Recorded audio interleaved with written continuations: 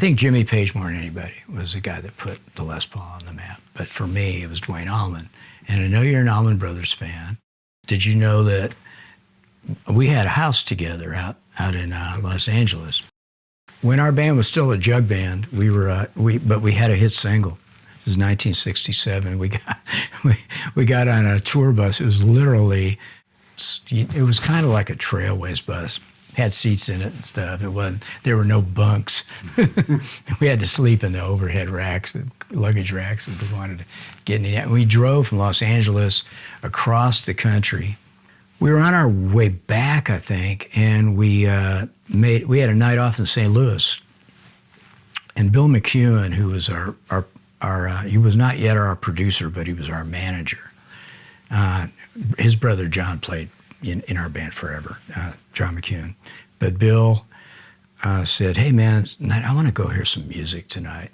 And I was really sick. I had the flu. And I'm like, I'm not going anywhere. I'm staying in here. Like, got the covers pulled up and a giant box of Kleenex here.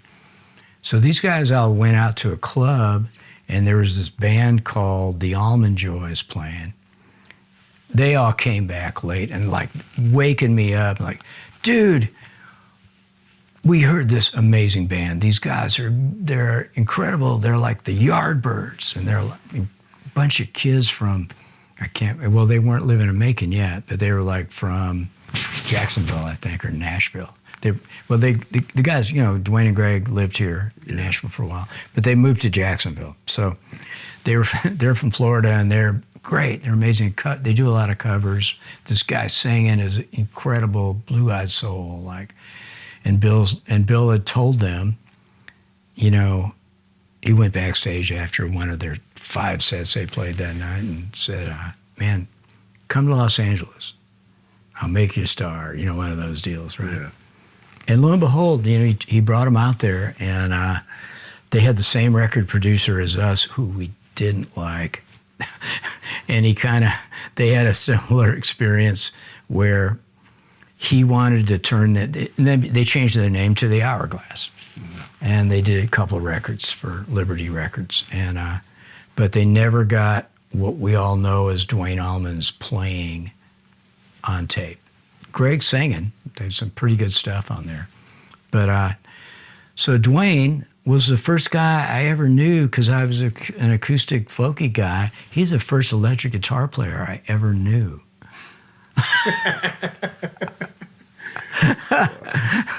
And seriously, I never knew anybody we go, I had friends that would play, some venture stuff or, but I never sat in a room with him and watched him play.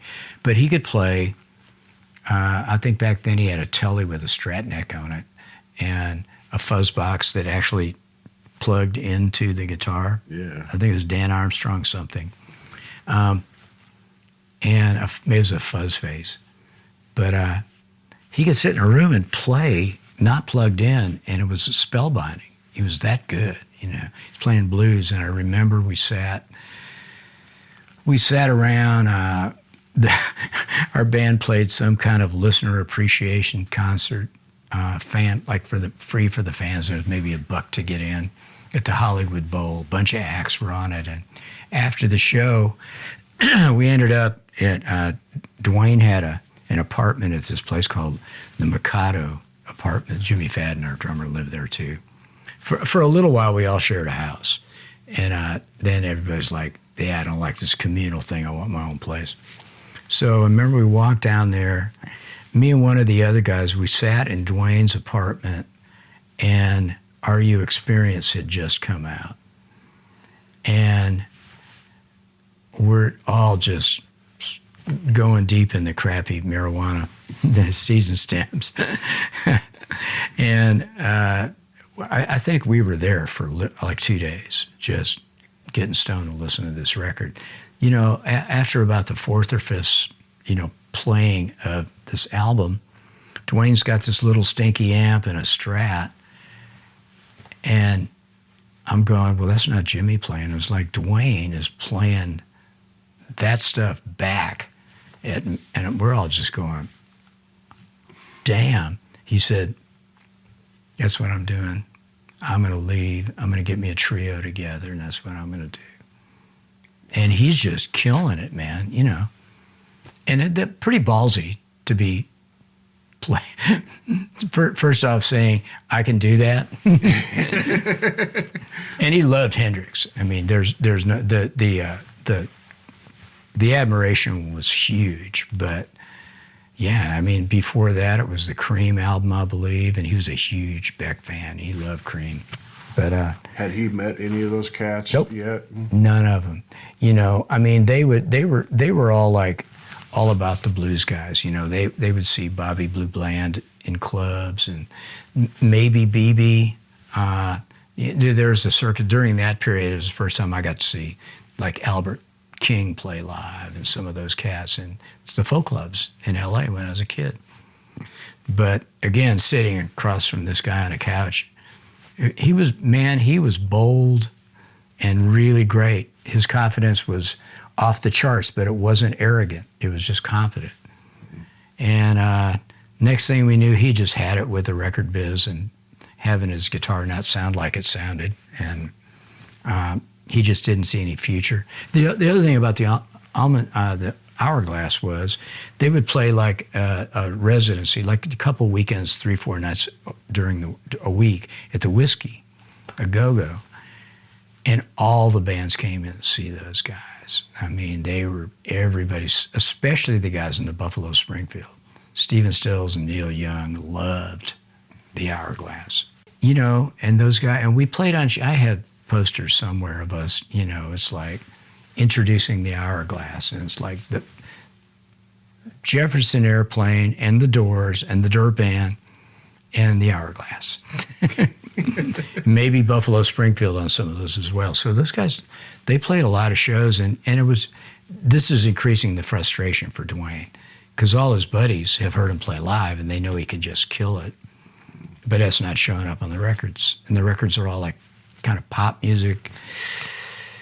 And the people would, across the country or world, if they heard that, they would definitely be flocking to it. And those guys, I think they went to, oh God, where did they go? Did they go to Muscle Shoals? They went maybe to Fame and cut some blues tracks, and they brought it back to Liberty, and they rejected it and they were doing like, you know, B.B. King covered. It was great, but they just didn't want to know from it. They wanted, you guys get in there, we need the horn section, and you know. Anyway, so Duane disappeared in the middle of the night, just walked out on the whole thing. They got another, their bass player was a kid named Pete Carr, who, by the way, became a legendary guitarist and record producer later. He played in Paul Simon's bands, and I mean, great cat. But Duane shows up in Muscle Shoals, right? And he starts playing the sessions, and we're not hearing about this. Next thing I heard about Duane, I heard him on the radio playing on Wilson Pickett's version of Hey Jude, which is stunning. And the outro to that is like a thing. Yeah. You know, he plays that. I think it's kind of a Jeff Beck lick, but it's amazing, you know. So he goes, right, and he meets Dickey. He goes to, I think, Jacksonville, right? Or was it Macon? I can't remember if they were already in Macon when they got Butch, you know, one by one. I think J-Mo was the first guy. I think it was Duane and J-Mo, you know, and eventually Barry Oakley. I think Barry, oh man, I got to have this right, because Alan Paul's a friend of mine too, and he's written all these books. We could look it all up.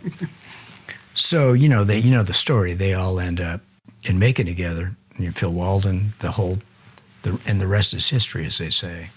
So, meanwhile, Dirt Band's now shifted gears. We're not a jug band anymore. We're touring the South, and it turns out there's a real rub between our manager, Bill McEwen, and Phil Walden. And I think there was money owed to Bill because those guys kind of had split.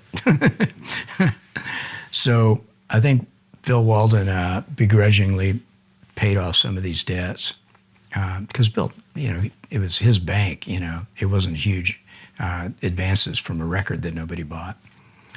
But Phil kind of had a chip on his shoulder about that, and he didn't want to have anything to do with Bill or any of Bill's acts. Somehow, though, we ended up in 1971, in the spring of 71, I think it was May, opening a show for those guys. The original lineup of the Allman Brothers at Ole Miss. And I was so thrilled, man, because at this point now I'm a huge fan, and I hadn't been in a room with Duane in, I don't know, 3 years. So it was like, man, we were just like, went for each other and started talking about all kinds of shit.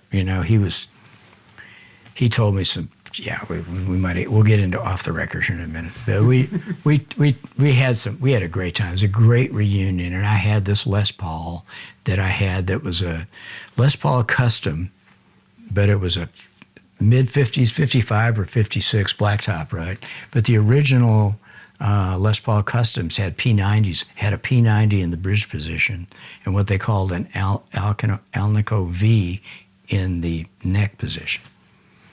And I showed it to Duane. He played it a little bit. And he was like, man, that's a great... And my nickname, by the way, back then was Duffy. I was Duffy till I was like 25. He's like, he goes, well, yeah, it was my big brother couldn't say Jeff when I was little. When he called me Duff instead of Jeff, so it stuck. And he goes, that's a nice guitar, Duff. He says, but you got to get you one with some humbucking pickups. So that stuck. I was already kind of on the Les Paul. I can't remember why I like Les Pauls. I think they looked a little more like a guitar to me than a Fender. They sort of shaped like a little acoustic. There was something aesthetically beautiful about them. So I got this Les Paul, and I'm like, immediately, I'm going to get humbucking pickups for it. Of course, I got a brand new setup. Humbucking pickups, which 1971 version was not great. Didn't matter. Jimi Fadden and I routed it out and stuck those suckers in there.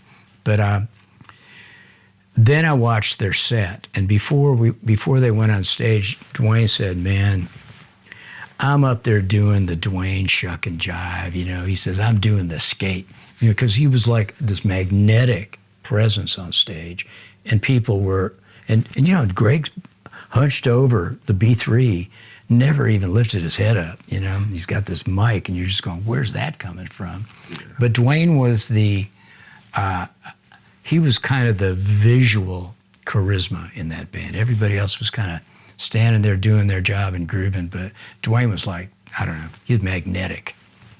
So he said, well, I'm doing all that shuck and jive. Watch Dickey. And I didn't know who Dickey Betts was. He says, man, he is just killing it. Half the time people think I'm playing what he's playing out there. So I paid attention, and lo and behold, man, I was impressed. He was playing that gold top 57 Les Paul. Duane had a Sunburst, and I think he played some slide on this SG that Dickey gave him. But after that, I was on this quest to find a Sunburst. And I finally found one. I mean, there was a guy playing a club, and in that same club that John Denver was sitting in with us, this guy was he was playing in a cover band, and I would go in there and watch those guys play, and I was going, oh man, that's a Sunburst Les Paul he's got. So we got to talking, and I traded him that 56 that I put the funky pickups in. He said, if you get rid of those pickups and put the originals back in, and he said, and give me some cash. And I said, well, how about, I got a Tweed Fender Deluxe. So I gave him that. And at that time, that custom was probably worth $100 more than the Les Paul, than the Sunburst. But that was it. That was my inspiration, and I couldn't wait to see Duane. And then he died 3 months later in a motorcycle accident. Oh, then let me say one other thing. Yeah. In that conversation, he kept saying, well, I like the records. I guess it was Allman Brothers, then Idlewild South, right? I think they did those two before the Fillmore album. Mm. He said, man, because they had already cut the Fillmore record. And I think it was just May of 71, I think it was just hitting the streets. I think eventually it went gold, and I think he knew that it had gone gold before he passed away. But he was glowing, man. He said, man, we finally hit the note, you know. Finally, our band got captured. And again, put that sucker on with the headphones. Yeah. Every time I hear that record, and I try not to wear it out as far as like my experience with, you know, I love coming at it fresh, and I hadn't heard it in years. It's astounding. It's so, you know, and it's a real live album, unlike live albums. The drums were live, you know. Oh yeah, no, they were killing it, and they had such a great relationship with Bill Graham. He immediately became a fan of theirs, you know. So every chance he got to book those guys at the Fillmore, and you know, people really got them in New York. I mean, still to this day, that all those runs at the Beacon Theater became a thing. Allman Betts Band is playing there last week, you know, carrying the torch. But I'm so glad I got to see those guys in that incarnation. Is that the word I'm looking for?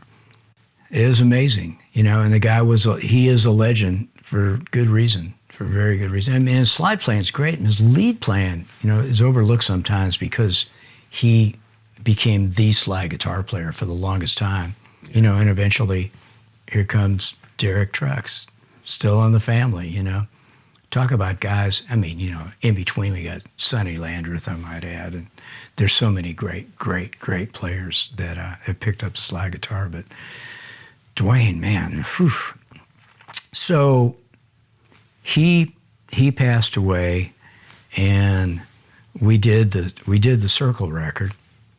Vassar had become a really good friend, and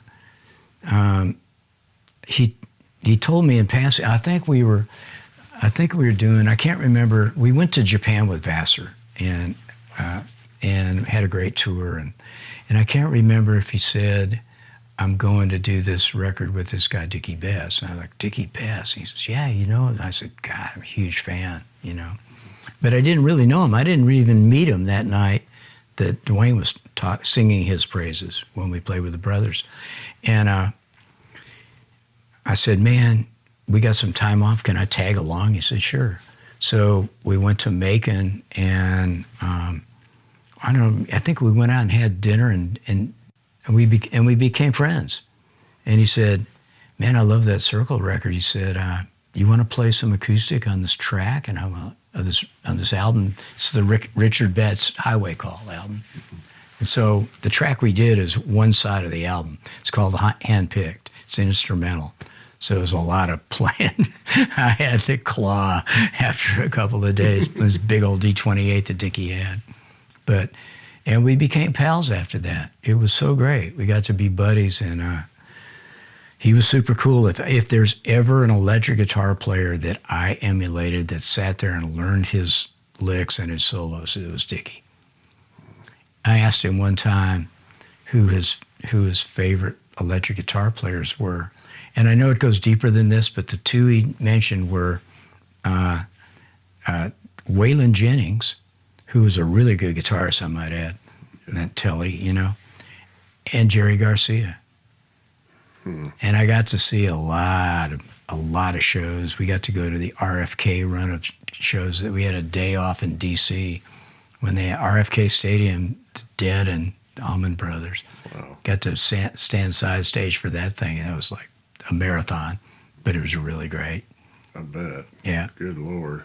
Yeah, and Dickey was cool. You know, our drummer Jimi moved to Sarasota in the 70s. He lives there again now, but he's lived there two different periods of his life. But I would go down there and hang out with Jimi, and we went deep sea fishing together, me and Dickey and Jimi, and we had a very like Hunter Thompson weekend.